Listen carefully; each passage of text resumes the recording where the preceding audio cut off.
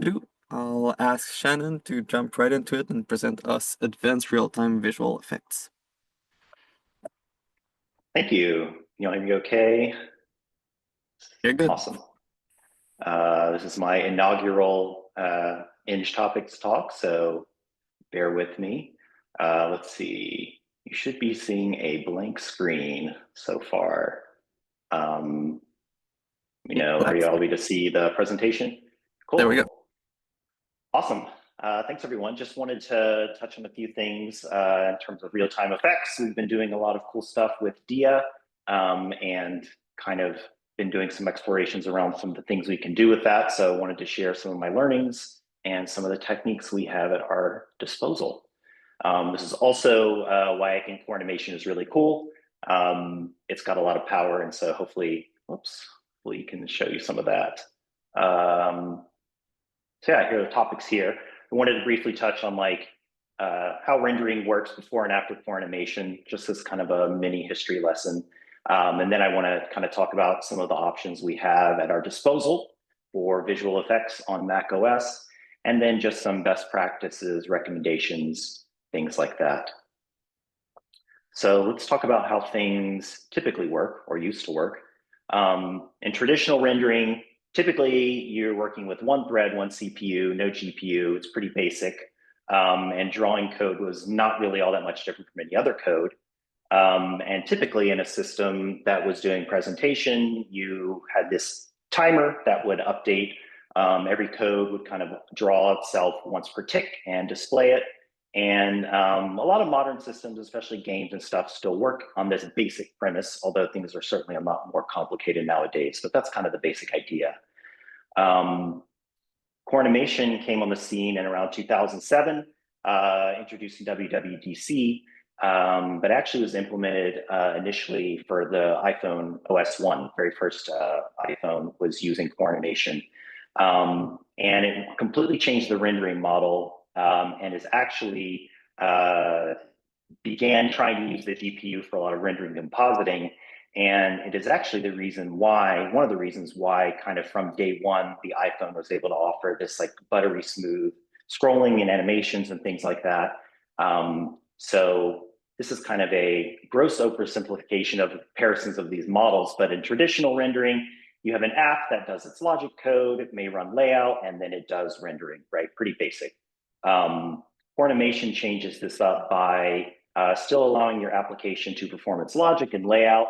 But now we send the layout and kind of information about what we're doing to this render server process, which is a high priority process that core animation controls.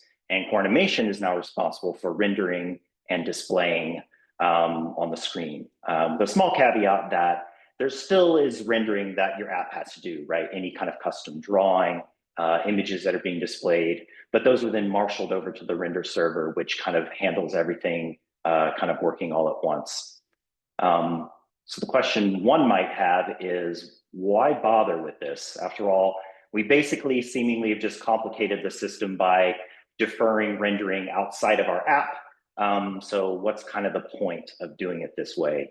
The big reason is really for animation and visual effects. This does bias kind of some neat affordances in terms of that. And I'll just briefly cover for the purposes of animation what this actually changes. So unsurprisingly, in a traditional setup, an application just runs some code, it then draws a frame for an animation and then runs other code. And it just basically repeats this process for each frame. Very basic, nothing too complicated here. This changes a bit with core animation in that we now are committing what we intend to do in our application. That's sent to the render server. And now we have a situation where in parallel, the app can do other things while the render server is independently rendering frames onto the screen. So the advantage with this model is our application no longer has to worry about accidentally blocking the main thread because the render server is handling all display of our animations. So we can do all this other work while the render server is actually moving things around on the screen. And so that kind of is the core differentiator between these models. So just want to talk a little bit about, okay, what can core animation do these days? GPUs are suddenly more powerful, and things started to change a lot with iOS 7. If you recall, iOS 7 is when they completely refreshed the UI. We had this flat design, and we started to see things like real-time blurs. And that was kind of a real surprise for a lot of people, nerds like me in particular, that were wondering how is this possible. And we also started to see the beginnings of a lot more advanced layer types that core animation was starting to work with. And we're also starting to see that maybe GPUs are actually powerful enough to do some of these things in real time. Quick side note. Core animation was created and implemented by one brilliant engineer at Apple called John Harper. I actually had a huge nerd crush on him back in the day. I worked with some folks who were former Apple engineers and kind of told me about him. And so I wrote an email to him back 11 years ago, telling him how cool I thought core animation was. He had left Apple at the time, and he actually wrote me back. And it was kind of cool to hear him talk a little bit about core animation was a lot of fun. He's proud of how it turned out. Interestingly, he admits that we've made a few bad API choices, which is kind of funny. He says iOS 7 blurring wasn't too bad, but I actually think he was just being modest because I think there was a ton of work that had to go in to make that happen. So let's kind of talk about okay, now that we have kind of more advanced GPUs, and this kind of focuses now more on macOS, right? What can we do with them? CI filter is one of the options. Core image was also created by John Harper. And the advantages here is we have a ton of filters. They're basically filters to do pretty much anything. It runs on the GPU or the CPU, which is neat, right? It can fall back to the CPU as needed.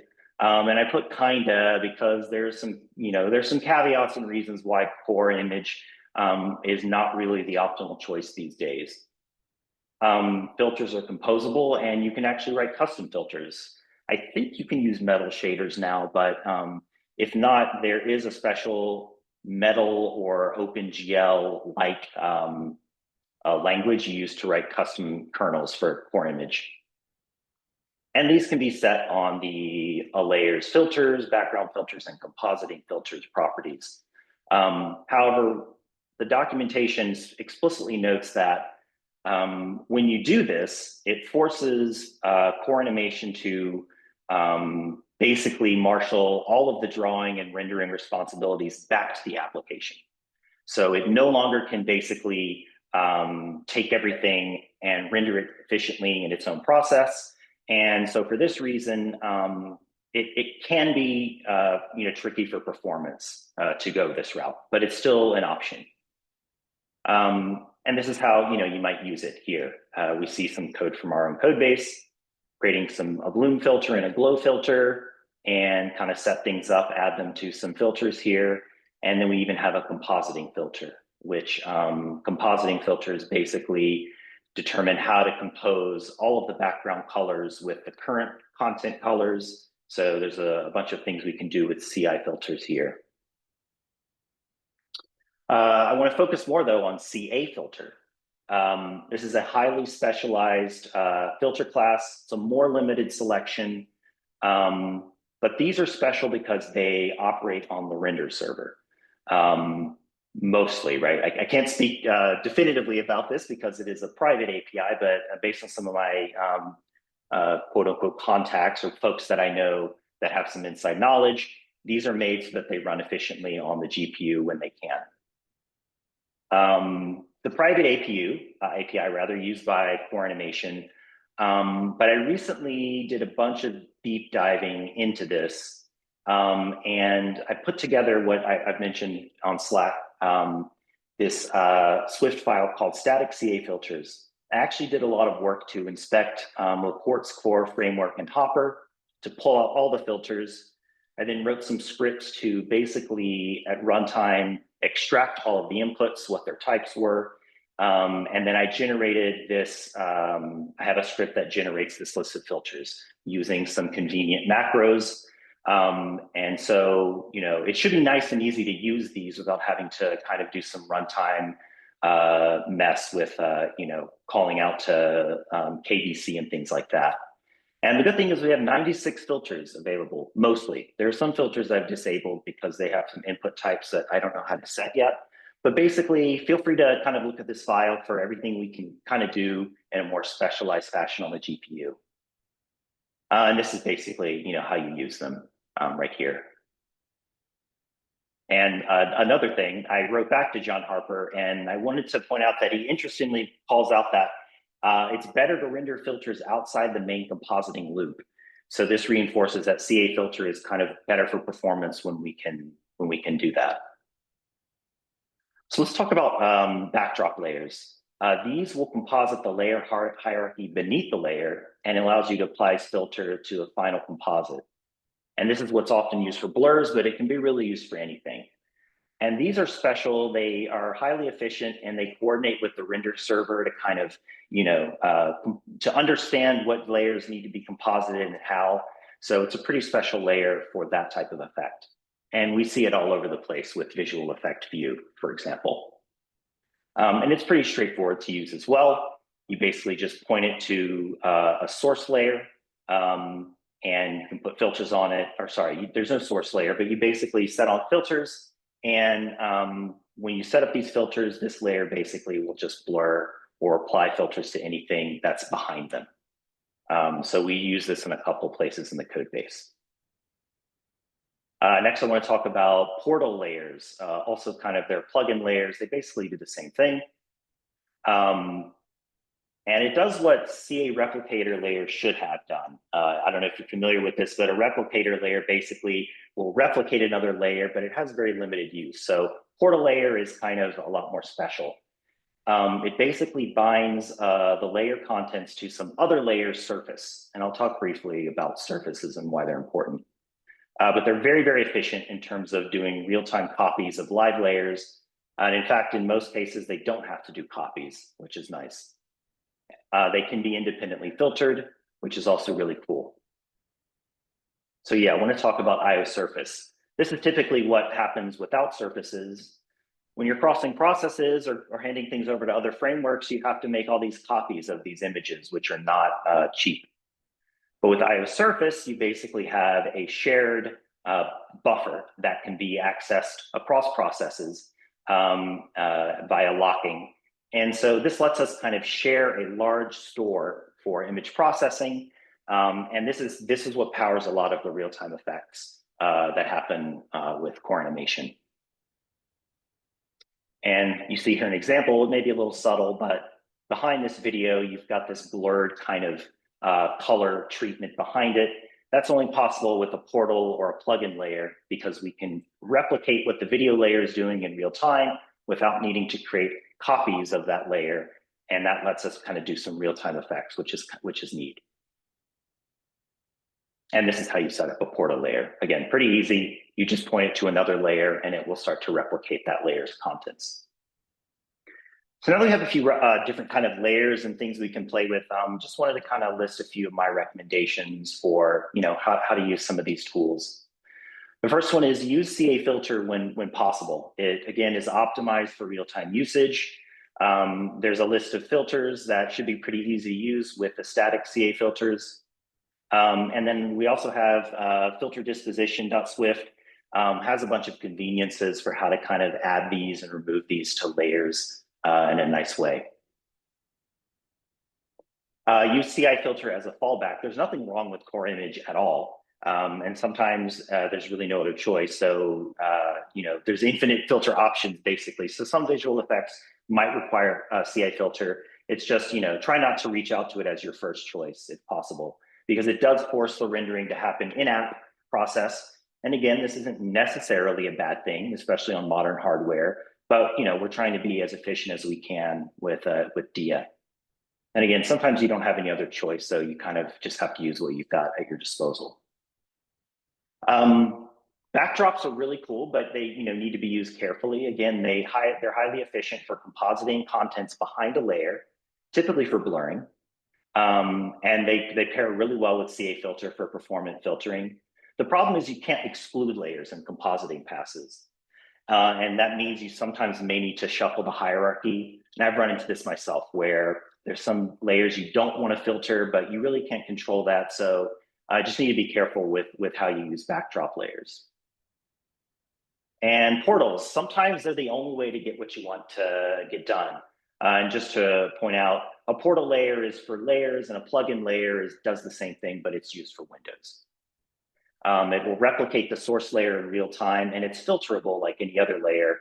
But sometimes for certain advanced effects, which I can go into detail, in another time, that's the only way you can basically kind of get what you need without making copies unnecessarily. And so they're pretty useful for that. Last couple slides. Want to talk about some general animation tips. Always prefer core animation. This isn't really too applicable these days. Most things are done by core animation, but as opposed to doing like a display link to update your animations in real time, core animation again has the advantage of being able to free up your app's process, which is nice. CA transaction can be really good for interruptible animations, so you don't have to necessarily manage kind of capturing the to and from state. Filters can be animated just like any other thing. So you can create animations that you apply to filters, which is pretty cool. And that applies to both CA and CI filters. And lastly, some general tips. When using layer shadows, always set a shadow path that improves performance for rendering. Prefer CA shape layer, if possible, to drawing shapes rather than core graphics. Shape layers draw and composite on the GPU, which is nice. Masking can be pretty expensive, so be careful when using masking. And honestly, reach out to me anytime for help. I love trying to solve any type of challenges we have around visual effects and rendering. So I'm always available for help.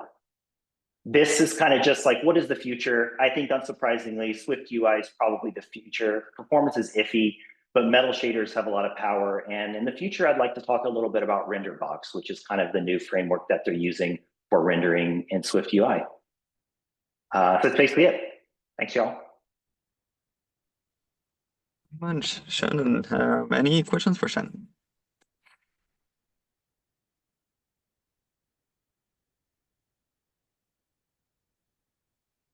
Seeing some claps. Maybe I'll throw probably an easy one at you, Shannon. Is the render server machine global and shared by all apps that are contributing layers to it? Yeah, I think on macOS it's called Windows Server, and so yeah, it's basically a global coordinator between all the apps, and so that's how it can kind of efficiently juggle resources and things like that. And there is some kind of IPC that's obviously involved there, but it's global to the system. Find out as well that the Windows architecture is very similar. There's like one-to-one correspondence for most of those Oh, concepts there. So I very posted a cool. few of those as I was thinking during the. I'd love to learn a little bit more about how modern Windows rendering works, actually. So that's cool. All right. I'm not seeing more questions, so thank you so much, Shannon. And let's move to our second presenter for today. I think